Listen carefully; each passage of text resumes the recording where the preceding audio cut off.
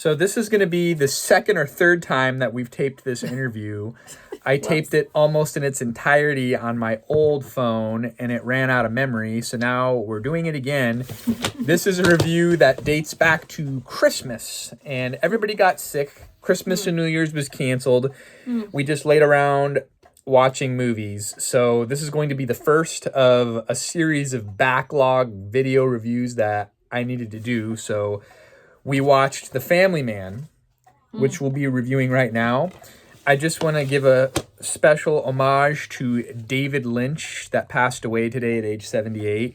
I have two other reviews on different David Lynch films, and on Sunday night, I tried to watch his only G-rated film, The Straight Story, and the tape was damaged and it wouldn't play right. Incidentally, the story is about some of Corey's family members. My grandmother's cousin from Iowa, that was played by Richard Farnsworth.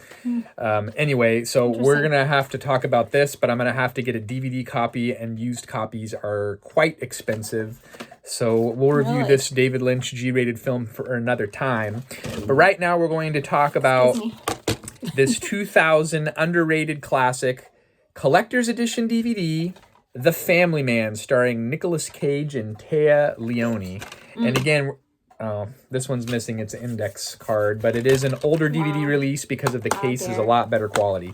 So this movie is directed by the defamed Brett Ratner. It has a 2-hour and 5-minute runtime. A little bit about Brett Ratner, because there was obviously more about him than there was about this particular picture. Brett Ratner was a director. He was known for doing music videos, and then he broke out into mainstream films. He directed the Jackie Chan series of the Rush Hour franchise, as well as the Hannibal Lecter sequel, Red Dragon. I believe it is starring Julianne Moore and Anthony Hopkins, if I am not mistaken. So anyway, this movie is tied to a producer named Mark Abraham, and it's produced by him. It reminded him of his favorite films from the 30s and 40s, such as the Frank Capra film, It's a Wonderful Life. That is a Christmas classic. And you could say that this is a Christmas classic of the late 90s, early 2000s. Not comparing to the level of It's a Wonderful Life, but it is an enjoyable movie for what it is. That's true. And I remember watching this movie as a kid on VHS rental.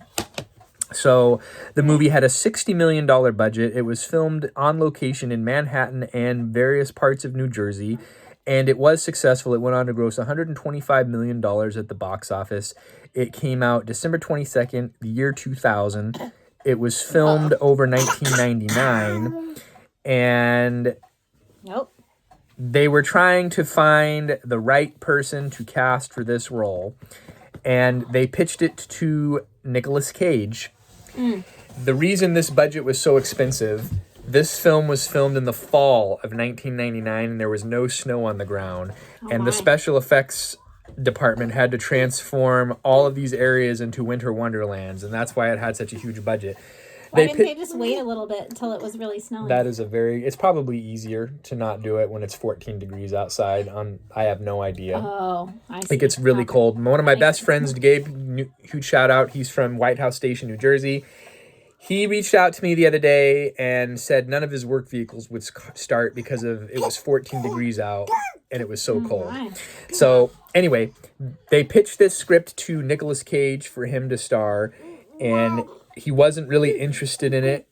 He didn't really see himself playing that part. He was into much more serious movies like Wild at Heart, another David Lynch film that we'll need to review. I don't think I've ever seen that one. It's a good one. And anyway, so then he saw the Rush Hour movies, and he really liked the Rush Hour films. So then he agreed to sign on and be in this role. It has a soundtrack by Danny Elfman, who is formerly of the 80s band Oingo Boingo. And he's a frequent collaborator with Tim Burton. He does his soundtracks usually. Tim Burton. That's a rough one. Téa Leoni was pretty much a shoo-in for this role. Yeah, she's good.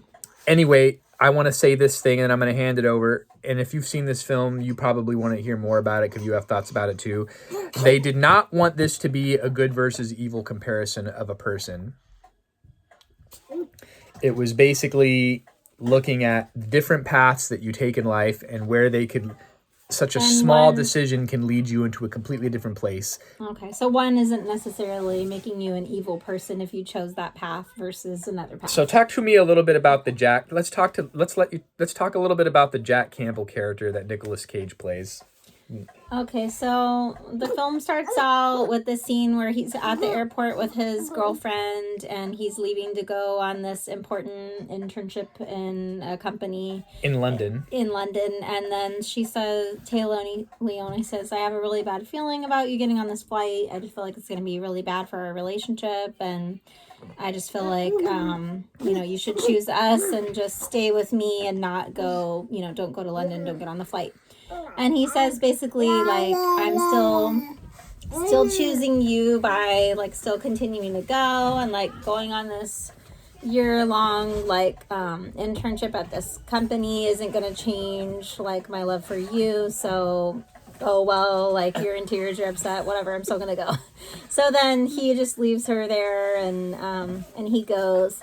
And then it flashes forward, and they've parted ways like Really a long quick, time ago. it was 1987, the year I was born, that was shown as the time period of them in their college times. Okay, I forgot that.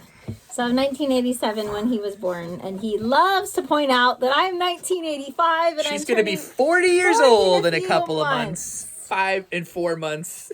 If you're thinking about marrying someone younger than you, and you're a woman, just know that depending on their personality, they're probably going to rub it in your face all the time. Yes, folks, that's anyways. right. 40 years old, and you have a newborn infant here. He's going to turn 1 in the same month, actually, his birthday is the day before mine. Or the day before mine. Yeah, the day before mine. So he's going to turn 1, and then the next day I turn 40. So whoop-de-frickin' do. I don't feel 40, okay? So, all right, anyways. Back to the movie. Back to the movie. So, yes, we take a lot of... So 1987, and the Yeah. movie was filmed, let's say 2000. Thank how you. I many, had how no many idea years where is it was that? at. 97, 98, 99, 2000. So let's say it's 14 years later. Whatever. So anyways, it flashes forward to whatever year it is. 2000. And he's like this successful businessman, but that's all he has, right? Well, he has this amazing He works for a apartment. big brokerage firm, and he's Yeah. he's an investment guy, really wealthy, but He he has lives an alone. amazing apartment. He doesn't want for anything like material goods or nice clothes. He wears $5,000 suits, drives a Ferrari. Right. He has like a doorman, like all of it. And he gets women, he's got these beautiful women that he's Bedding down. Is this a child-friendly channel? I can't remember. This movie is rated Anyways, he doesn't PG-13, by the He doesn't way. have a problem finding So this is not a family-friendly ladies movie. to date or whatever, but it's still not Taya Leone, the woman that he really loved. So, anyways, then he gets this phone call from Taya Leone, and he's like wondering, do I answer? Should I, open up this can of worms of like talking to her again after all these years? Well, that's when he's thinking about calling her back, and then he goes to this convenience store, and this guy, Don Cheadle, who is great in this role, by the way, and I love it. He kind of plays the Clarence character from It's a Wonderful Life, but it's like, is he an says- angel? It never really says he's an It doesn't angel. come out and say he's an angel, but he's an angel. So, And anyways, the Clarence character was very benevolent. This guy was kind of an abrasive guy. Yeah, he could kind of act like a He acts like maybe he's going to rob this liquor store, which is where everything transpires. Right. So he's like, he goes in there and he pulls out a gun. What does he say? He wants money for He something? says that he won says like wants $200 on a or lottery ticket, and the convenience store owner's like, "Oh, I've heard this scam before. I'm not giving you the money. Get out of here." Yeah, he's like, get out of here. And So then he pulls out a gun, and he says, "Give me the money." And then the Nicolas Cage guy, like, he might be a businessman and he might like do these different things with these women, but like deep inside, like He's he got has a a super benevolent good side. heart. He's And got a he's good like heart, a yeah. loving guy. And So- that, really quick, that kind of goes back to what the producer said. He didn't want it to be a dichotomy of this character being evil one version of himself. And Right. Like, it wasn't like he it was wasn't. all good or all bad by choosing one path or another. It was just showing there's different choices in life and it leads you to a different destination. So there's other people in the store, plus the owners that he was worried about. So he tells the Don Cheadle character, he's like, here, I have, $200 or whatever, or does he offer more? I can't He remember. offers them 200, and the ticket was supposed to be like 230 or He's 240. like, it's just a business transaction. Like, just take the money and let's just move on. Like, don't, why involve these people? You don't have to, just put the gun away. Let's just move on with our lives. So he says it super calm. So then they get outside, and that's when the Don Cheadle guy is like, I really like what you did there and all that. And then he's like, basically says some mysterious stuff that kind of makes you think, like, what's going on with this guy? So then the next day, the Nicolas Cage character wakes up, and he's not in his fancy apartment. He's in a house, and he is in bed with Tay Leone, and he obviously has 2 kids. Do you know what? And a completely different life. Do you know what movie this also fits into a similar genre, which we have reviewed here as well? No, I don't. But I think I'm going to find out. It fits into the genre of this 80s Tom Hanks classic. Yeah, that's true. Except for he becomes a kid instead of just having a different life. It's kind of a body swap movie, Freaky Friday. Yeah. It kind of all fits into that vibe. Plus, It's a Wonderful Life. So that's why I think this is a really underrated movie. It is, and it's set at like Christmas time, right? It is. So, Nope. Yeah, you're right. Part of it is at Christmas time. It goes by, it transpires, I think, over several months he's living the life of this guy, right? Yeah. And then he's having to adjust to this life of what would have been if he would have chose to stay and marry Taya Leone and going off to London and living a life on his own. So it's funny because... It's a flashback, or not a flashback, It's an alternate reality, kind of like what would his life would have been like if he would have not gone... Because in the movie, in the alternate version of his life, he didn't go to that internship. He didn't go to London. He stayed with her and they got he's married, figuring this out because he has no clue what's going on. And he has to figure out bits at a time. Until Don Cheadle, he drives to New York because he's like, I got to go back to my actual apartment. Like, I don't know what's going on. So he drives there, and then Don Cheadle pulls up in his car, and he's like, let me explain all this. So then he realizes that Don Cheadle is an angel or whatever. So he's like, okay, switch everything back. I don't, this isn't my life. And Don Cheadle is basically like, until you learn like what you're supposed to learn, like you're going to live this alternate reality. And that's the whole movie of, can you adjust to live a different life that maybe would have been years later? Well, it's also... Or did you miss these things? And right. I think that's what the whole premise of the movie was. He was this lonely bachelor that he didn't even realize it. Because on Christmas Day, he was having his employees like come in for an emergency meeting. On Christmas Day. Didn't really care that like people had lives or families. And then he was like, I'm going to go skiing for 3 hours because I have nothing else to do. I have no family or no ties. We got to wrap this up because the battery's going to die. So I think the whole, like the moral of the story is kind of like... what's more meaningful, right? Like having this amazing career, but then you're like empty inside because you don't have like the love of your family? Or is it better to have like yeah, he had a mediocre kind of career by the world standards because he wasn't able to afford fancy things. When he was a family man in New Jersey. Like he was like a tire salesman. So he was dissatisfied because he thought like, I know my potential, right? Like there's I can do so much better. There's that one scene where he goes to the mall and he wants to buy a $5,000 suit, and the wife's like, "Why is that important to you?" And he's just like, his priorities were completely different. But she's such a good wife that she's like, you know what? She's like, if you're this dissatisfied and this unhappy, she's like, buy the suit. I don't even care. Like, spend $2,500 and just buy the suit if it's gonna make you happy. We got to wrap it up. So I just want to say this one thing: in the alternate reality, she's a lawyer still. But she's a pro bono lawyer for like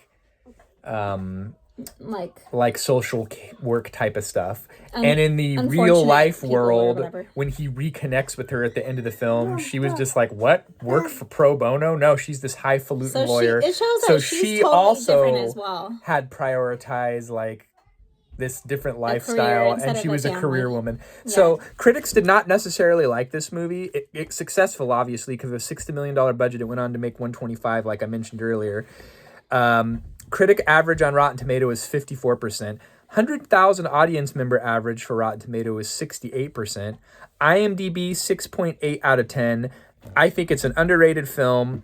I'm going to go 4 out of 5, which is a high rating. 4 out of 5 too, because it was pretty dang good. I mean, it's entertaining. It's got like the aspect of how important family values are, right? And that like that's the most important thing in life is not like money or what you achieve with a career, but like your family and just like the love that's there between the people, and like even his marriage, and like keeping his marriage strong, and like just how important that was that these two people like grew together and like had, and he had that this realization. successful family, you know? And that was the cool thing to see. So I like the moral of that, and it's also entertaining. So 4 out of 5. Thanks for watching, folks. It is an underrated classic of the early 2000s. Watch it at Christmas time because if it's meant to be watched at that time. It was Probably. released You can watch December it anytime. 22nd, right? And But- that's all I got. Thanks for watching. Okay, so the next review is just a little teaser. We're going to review a sci-fi classic from 1997. You'll have to tune in and see what that is. And I have no idea either, but I have a feeling it's David Lynch. No, it's not. Oh. Well, We'll it needs to be David Lynch since he died. We'll have today. to review Dune because I also have that, and maybe we'll review that tonight. And I just want to say the lava lamp looks really cool in the background. So good job, Corey. You did good. Until next time. Okay, See you bye. then. Bye. Even though I was in this video. You didn't watch this one with us, did you? It's not really no. It's rated not PG-13, really for kids. so- Yeah, I maybe still can watch it. 2 more years, okay? 2 2 more years. years. 2 years. We'll see you later, folks. Bye. Thanks for putting up with us. Yeah.